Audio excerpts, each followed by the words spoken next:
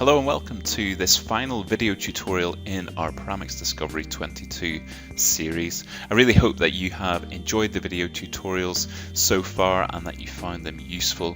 Paramics Discovery 22 is now available to download and try free of charge from our website, so I would encourage you to do that once you've watched this video. Now this one is all about a new feature in Paramics Discovery called Partitions. We can see where that's been implemented in the Analyze tab within this Paramics Discovery model. So from the Analyze menu, I can open a new dialog now called Partitions. And I can see there's a default partition in my model already called All Links. And that's because when we do any analysis, it will automatically look at the data on all the links. Now by adding partitions, we can reduce and filter that data. The partitions that are available in the model are the PT routes, the journey paths and the Q routes, and you can see all of those in that list on the right hand side there. So I'm going to create a new partition. I'm going to call it Site 17 and limit it to the 4 Q routes approaching Site 17 in my model. So all I need to do is select those 4 Q routes and add the links into the partition, and it builds up this list of links which I will now use to filter the data. So I'm going to close my partitions dialog and open up a data plot.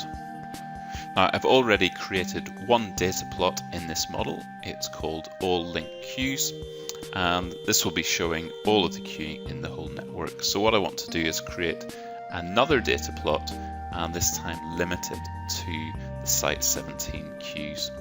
So I'll add a new one, call it Site 17 Link Queues. And I'll go to my link queues output from my database. I'm looking at maximum length, and I'm going to set the start time to 8 AM and the end to 9 AM. And then in the filters, you'll see this partition section where I can select Site 17 queues because I've set that partition up and apply the filters. Okay, I'm just going to change the color so we can see it stand out. Now what you'll notice is that we've got a new data plot that's coloured in orange, and it's limited just to this one junction in the model. So I turn off all my links, I can see Site 17 there, and that's the only data that's being displayed. So partitions are very useful when you just want to display specific data rather than data across your whole network. And you can see once we've created that partition that I can run through these queues in 5-minute intervals and display those on the network.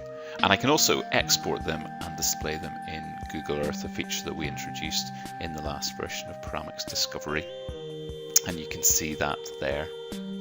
So I hope you found that useful and interesting as our final video tutorial in this series.